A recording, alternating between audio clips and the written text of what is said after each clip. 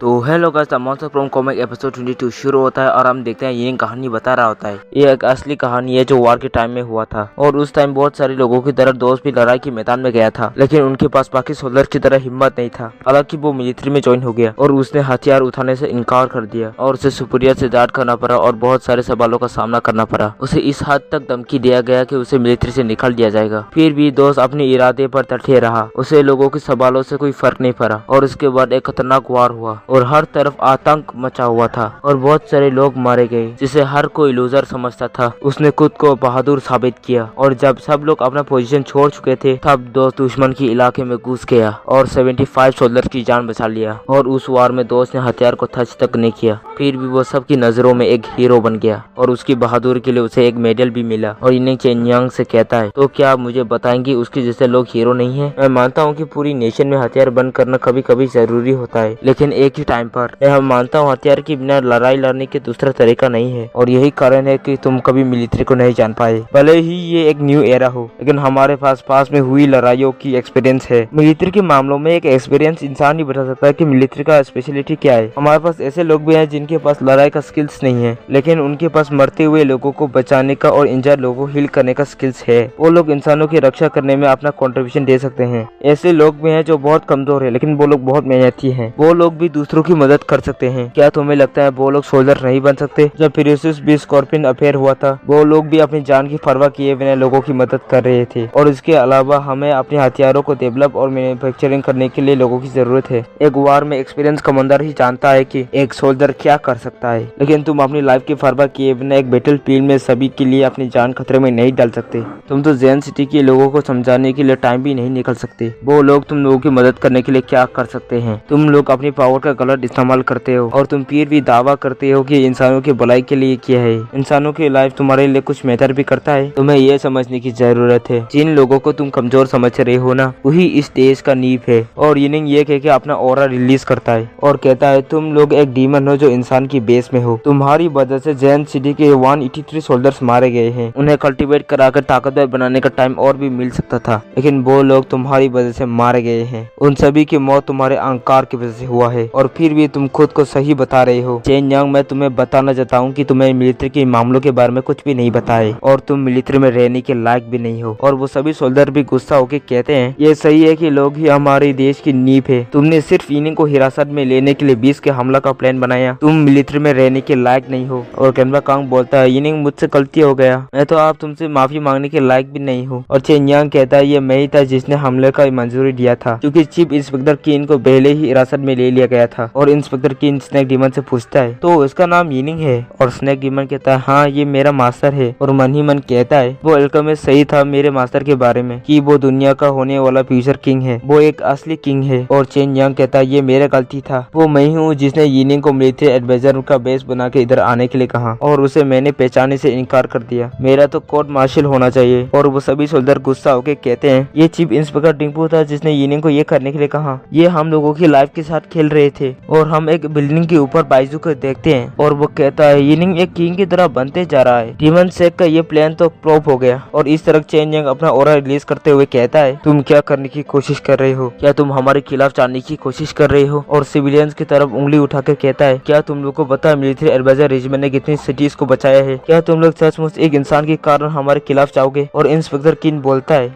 यह सोल्जर विरोध नहीं करे क्योंकि मैं जैन सिटी का कमांडिंग ऑफिसर हूँ और तुम बस एक आउटसाइडर हो। और चेन्यांग कहता है, चीफ इंस्पेक्टर किन, क्या तुम मिलिट्री एडवाइजर रेजिमेंट के खिलाफ जाने का मतलब जानते हो? और इंस्पेक्टर किन बोलता है, हाँ मैं जानता हूँ, लेकिन मैं जैन सिटी की तरफ से अपना ड्यूटी कर रहा हूँ और मेरा ड्यूटी जैन सिटी के लोगों की रक्षा करना है। मैं तुम्हें यहाँ कोई भी मुसीबत खड़ा करने नहीं दूंगा। और मिलिट्री एडवाइजर रेजिमेंट चेन्यांग से कहता है, प्रोटेक्टर चेन हम पब्लिक के खिलाफ नहीं जा सकते, इसीलिए यिनिंग को पकड़ना अब इम्पॉसिबल है, हमें पीछे हटना होगा। और ये सुन के चेन्यांग गुस्सा हो जाता है और कहता है, शट अप। और अपने हाथ में एक छोटे से स्वॉर्ड निकाल लेता है और उसे बड़ा करते हुए कहता है, अब बात यहाँ तक पहुँच ही गया है तो अब हमारे पास एक ही रास्ता बच गया। यिनिंग को हमें जबरदस्ती डिमोनिक सेक्ट ले जाना होगा। और यिनिंग पर हमला करने के लिए जाने लगता है और कहता है, यिनिंग चाहे कुछ भी हो जाए मैं तुम्हें अपने साथ ले जाके ही रहूंगा। और स्नेक डीमन आगे आते हुए कहता है, मास्टर इसे मैं देखता हूँ। और चेन्यांग से कहता है, मेरे होते हुए तुम मेरे मास्टर को टच भी नहीं कर सकते। और दोनों आसमान में जाकर लड़ने लग जाता है और नीचे दो सोल्जर यिनिंग पर हमला करने आ रहा होता है। और इस तरह लीना भी उस जगह पहुंचने वाला होता है और लीना मन ही मन कहता है, मैं उम्मीद करता हूँ मैं वहाँ टाइम तक पहुंच जाऊंगा, मुझे और जल्दी करना होगा। चेन यंग, अगर तुमने यिनिंग को चोट भी पहुंचाया ना तो मैं तुम्हें कहीं से भी ढूंढ के तुम्हें जान से मार दूंगा। और उससे ऊपर चेन यंग और स्नेक डिमन लड़ते हुए नजर आता है और लीना ये देख के कहता है शिट, मैं लेट हो गया, लड़ाई पहले ही शुरू हो चुका है। और मन ही मन कहता है आज के इंसिडेंट के बाद डिमोनिक सेक के लिए मिलिट्री पर कंट्रोल कर पाना मुश्किल हो जाएगा। शायद आज के बाद वो लोग हम पर इतना विश्वास नहीं करेंगे जितना पहले करते थे। थर्ड एल्डर और चेन यंग ने यिनिंग को कम समझकर बहुत बड़ी मुसीबत और ली है और इस तरह स्नेक डिमन और चेन यंग एक दूसरे पर खतरनाक तरीके से हमला कर रहा होता है और चेन यंग स्नेक डिमन पर एक पावरफुल अटैक कर देता है, लेकिन स्नेक डिमन उस अटैक को रोक लेता है। और ये देख के चेन यंग हैरान हो जाता है और बोलता है तुम बस एक बॉडीगार्ड हो जो गोल्डन कोर स्टेज पर पहुंच गए हो, तुम्हें लगता है तुम मुझे रोक सकते हो? और स्नेक डिमन बोलता है मैं तुम्हें मास्टर को चोट बचाने नहीं दूंगा और चेन यंग को दूर धकेल देता है और कहता है क्योंकि मेरा मास्टर इस दुनिया का होने वाला फ्यूचर किंग है। और अपना ऑरा रिलीज करते हुए बोलता है मेरा मास्टर इस दुनिया का रक्षा करना चाहता है, इसलिए मैं तुम्हें जान से मार दूंगा। और ये कह के चेन यंग पर हमला करने के लिए आगे बढ़ जाता है और वो दोनों खतरनाक तरीके से लड़ने लग जाता है। और स्नेक डिमन कहता है कोई भी किंग को चोट नहीं पहुंचा सकता। और चेन यंग मन ही मन कहता है ये कैसे हो सकता है, एक beginner golden core stage cultivator मेरी जैसे middle stage golden core cultivator की अटैक्स को कैसे रोक सकता है? और स्नेक डिमन जंप करते हुए एक जबरदस्त हमला कर देता है और चेन यंग भी जवाब में काउंटर अटैक कर देता है। उस अटैक की वजह से दोनों ही दूर फेंक जाते हैं और स्नेक डिमन जमीन पर उछलते हुए गिर जाता है और चेन यंग एक बिल्डिंग को तोड़ते हुए अंदर गिर जाता है और वो बाहर निकलते हुए कहता है ये इम्पॉसिबल है, जब तक वो एक ऑर्डिनरी जीन ना हो उसने हमारे पावर्स के गैप को कैसे मिटाया? वो सिर्फ एक स्नेक बीस है लेकिन फिर भी वो मुझसे फेस टू फेस लड़ पा रहा है। और यिनिंग चेन यंग जिस बिल्डिंग के अंदर गिरा था उस तरफ देखते हुए बोलता है ये सच है कि अपोनेंट को दबाने में उसकी लेवल मैटर नहीं करता, अगर उसमें हिम्मत हो तो वो कुछ भी कर सकता है, भले ही वो कितने भी कमजोर क्यों ना हो, जब तक उसमें हिम्मत हो सामने गॉड ही क्यों ना हो वो पीछे नहीं हटेगा। अब ये मत बोलना कि तुम ये भी नहीं जानते थे। और चेन यंग कहता है मुझे इस पर बिल्कुल भी यकीन नहीं है, मेरे सभी एक्शन डिमन सेक की फ्यूचर के लिए है, तुम्हें लगता है ये बिगनर गोल्डन कोर का कल्टीवेटर मुझे मार सकता है? तू देख आज मैं उसे कैसे मारता हूँ। और ये कह के बिल्डिंग से कूद जाता है और कहता है मेरे हारने का कोई सवाल ही नहीं उठता। और स्नेक डिमन उसके अटैक को रोकते हुए कहता है मैंने पहले ही कहा था जब तक मैं जिंदा हूँ तुम मेरे मास्टर को छू भी नहीं सकते। और चेन यंग कहता है बहुत बकवास कर ले, आज तू मरेगा।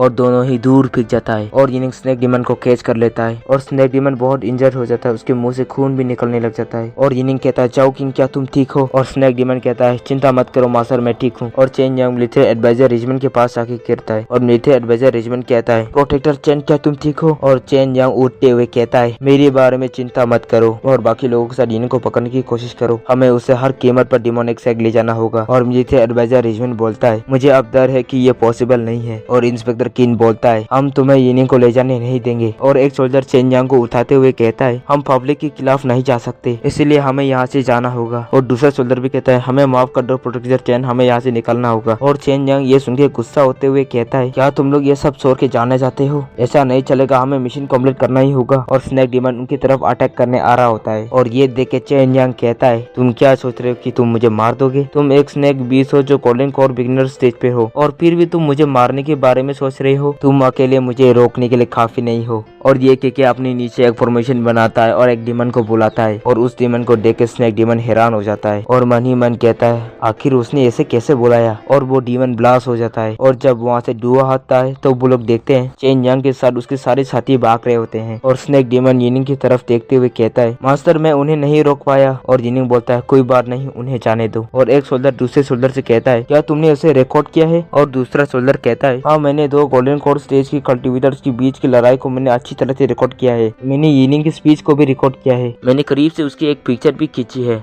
ये कल तक पूरी तरह से वायरल हो जाएगा। और यिनिंग उनकी बातों को सुन के मन ही मन कहता है वो प्रचार के लिए ऐसा कर रहा है लेकिन ये वीडियो के लोगों की हिम्मत बढ़ा सकता है इसलिए ये यूजफुल है। तभी पीछे से लीना आते हुए यिनिंग को आवाज देता है हस्बैंड यिनिंग क्या तुम ठीक हो? और वो बच्ची कहता है ऐसा लगता है कि लड़ाई खत्म हो गया है। और इंस्पेक्टर किन बोलता है कौन हो तुम? और स्नेक डिमन कहता है वो डिमन सेक का एक सेंट है। और लीना से कहता है तुम मेरे मास्टर के करीब मत आना। और एक सोल्जर कहता है क्या ये एक सेंट है? और दूसरा सोल्जर कहता है क्या वो डिमन सेक का सेंट है? और तीसरा सोल्जर कहता है वो बहुत खूबसूरत है लेकिन ये बहुत शर्म की बात है, वो डिमन सेक का एक सेंट है। और पहला वाला सोल्जर दूसरे सोल्जर से कहता है क्या तुमने भी डिमन कल्टीवेशन को चूज नहीं किया था? और तीसरा सोल्जर कहता है नॉनसेंस, सिलेस्टर और डिमन कल्टीवेशन अलग अलग होता है, क्या तुम उन्हें एक साथ नहीं मिला सकते? और इस तरह लीना यिनिंग से बोलता है यिनिंग प्लीज पहले मेरी बात सुन लो, डिमन सेक ने इसे नहीं किया है। और यिनिंग कहता है अच्छा तो तुम एक्सक्यूज दे रहे हो कि तुम्हें इसके बारे में कुछ भी नहीं पता था? और लीना कहता है मुझे सचमुच इसके बारे में कुछ भी नहीं पता था, चेन यंग ने अपनी मर्जी से यह सब किया है, मैंने उसे कभी भी ये करने के लिए नहीं कहा था कि तुम्हें फोर्सफुली डिमोनिक सेक लिया हो, तुम्हें मुझ पर विश्वास करना होगा। और यिनिंग कहता है अच्छा तो तुम मानते हो चेन यांग को तुम ही ने यहाँ भेजा था। और लीना कहता है हाँ मैंने उसे यहाँ भेजा था।